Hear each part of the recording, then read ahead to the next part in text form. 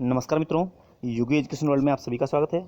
मित्रों, माध्यमिक शिक्षा बोर्ड राजस्थान ने आज रीट 2022 का सिलेबस जो है वो जारी कर दिया है। आपने अभी तक सिलेबस को डाउनलोड कर लिया होगा। यदि नहीं किया है तो आप इसकी आरबीएससी की मेन साइट पर जाकर के रीट राज 2022 के नाम से जो नया लिंक जारी किया गया है वहाँ से आप पाठ्यक्रम को डाउनलोड कर सकते हैं। देखिए क्या सिलेबस रहा है, कितना कुछ चेंजेज हुआ है, इस पर हम इस वीडियो में बात करेंगे, इसलिए इस वीडियो में लास्ट तक बने रहिएगा और बहुत कुछ आपको यहाँ पर एक नई जानकारी देखने को मिलेगी। देखिए मित्रों, सबसे पहले बात करते हैं कि जो आज ये सिलेबस आया है इसमें और जो पुराना सिलेबस था रीट 2021 का उसमें कितना डिफरेंस है। तो इस पूरे सिलेबस को जब आप पढ़ोगे तो आप ये पाओगे कि 2021 वाले सिलेबस और 2022 का जो सिलेबस था उसमें कोई भिन्नता नहीं है, यानी बिल्कुल भी डिफरेंस नहीं है। दोनों सिलेबस लगभग सेम हैं। ठीक है, अब यहाँ पर जो चेंजेज आया वो चेंजेज क्या है उस बारे में आपको बता देता हूँ। आप यहाँ पर देख सकते हैं, ये मैंने आपको लेवल सेकंड का जो सिलेबस है वो दिखाया है। तो लेवल सेकंड हो या लेवल फर्स्ट हो, तो देखिए लेवल सेकंड में यहाँ पर सबसे पहले शिक्षा मनोविज्ञान में जो प्रथम यूनिट है वो बाल विकास की है, जो कि पहले भी थी। तो बाल विकास, इसमें जो चीज़ें हैं वो यहाँ पर दी हैं कि वृद्धि विकास की संकल्पना, विकास के विभिन्न आयाम, सिद्धांत ये पूर्ववत हैं। वंशानुक्रम और वातावरण की भूमिका ये एज इट इज है पहले की तरह।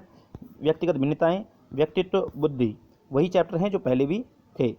इसके अलावा विविध अधिगमकर्ताओं की समझ और अधिगम में आने वाली कठिनाइयाँ, समायोजन की संकल्पना और तरीके, तो ये पहले वाली ही यूनिट हैं, कोई इसमें बदलाव नहीं हुआ है। इसके अलावा अधिगम का अर्थ व संकल्पना, अधिगम के सिद्धांत, बच्चे सीखते कैसे हैं, इसमें अधिगम की प्रक्रियाएं, चिंतन, कल्पना, तर्क ये जो हैं पहले भी थे और अभिप्रेरणा उसके अधिगम के निहितार्थ। ठीक है, अगली यूनिट है शिक्षण अधिगम की प्रक्रियाएं, राष्ट्रीय पाठ्य चर्चा रूपरेखा 2005 और आकलन, मापन, मूल्यांकन। इसके अलावा क्रियात्मक अनुसंधान और आरटीई 2009, ये सेम पहले वाले सिलेबस में भी थे। आगे हम बात करें तो ये आपका जो साइकोलॉजी का सिलेबस है इसमें कोई चेंजेस नहीं हुआ है। ठीक है, आगे देखिए, यदि आप लैंग्वेज फर्स्ट जो है वो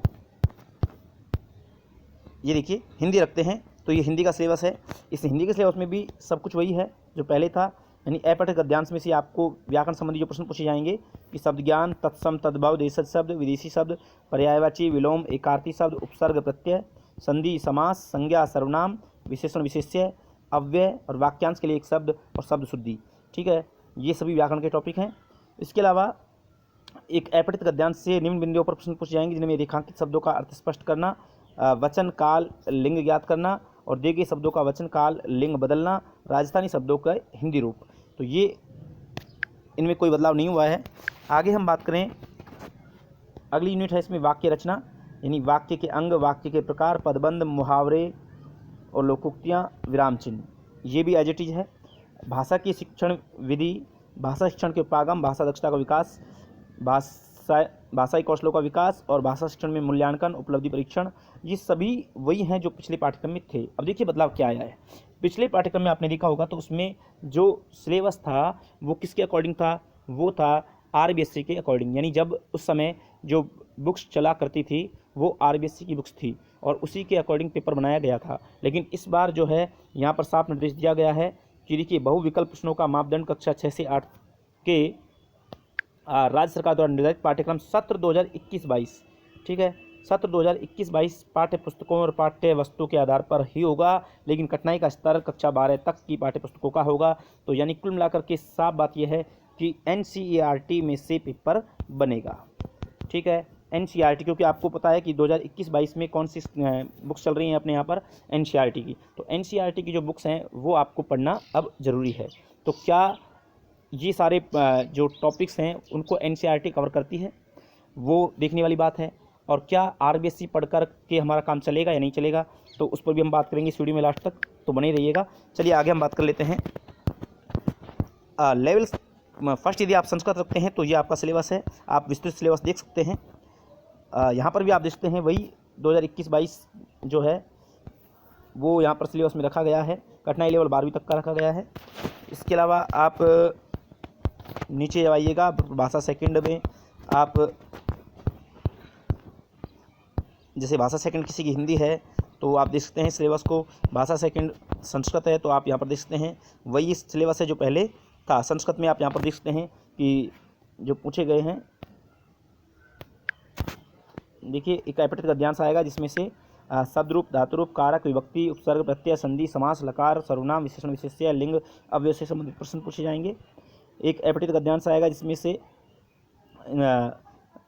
राजस्थान इतिहास और कला संस्कृति से संबंधित प्रश्न पूछे जाएंगे, ठीक है, जिनमें किसके संबंधित प्रश्न होंगे, संधि, समास, कारक, प्रत्यय, छंद, अलंकार, विशेषण, विशेष्य और लिंग संबंधी प्रश्न पूछे जाएंगे। इसके अलावा संख्या ज्ञान है, समय ज्ञान है और महेश्वर सूत्रों से संबंधित प्रश्न है।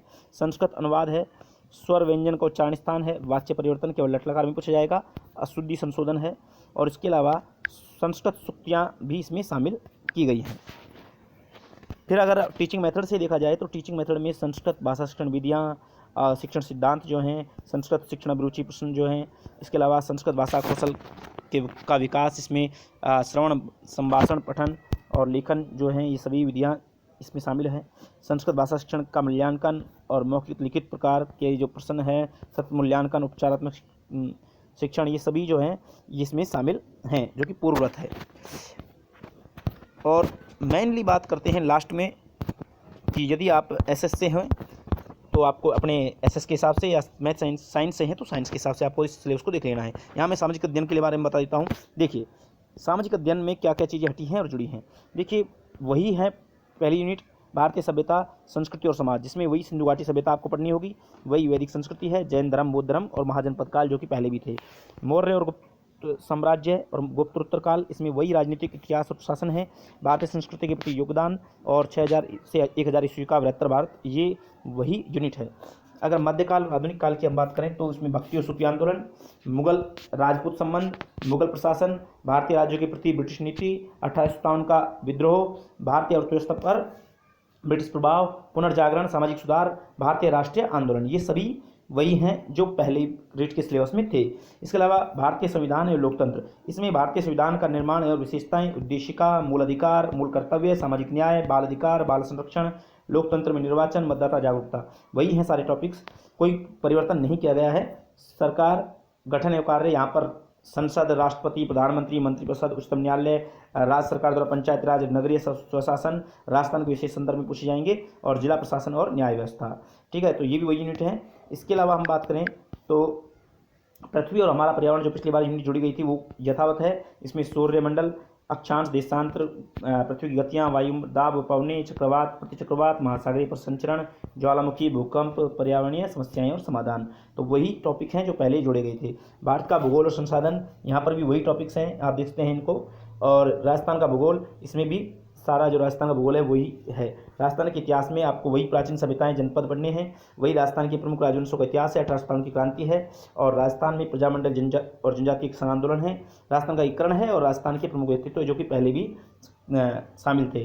राजस्थान की कला संस्कृति में वही राजस्थान की विरासतें हैं जिनमें दुर्ग महल स्मारक हैं और राजस्थान के मेले, त्यौहार, लोक कलाएँ, राजस्थान की चित्रकला, राजस्थान के लोक नृत्य, लोक नाट्य, लोक देवता, लोक संत, लोक संगीत, लोक वाद्य यंत्र, हस्तकला, स्थापत्य कला, वेशभूषा, आभूषण, राजस्थान की भाषा साहित्य, कंप्लीट वही का वही सिलेबस है जो पहले था, ठीक है।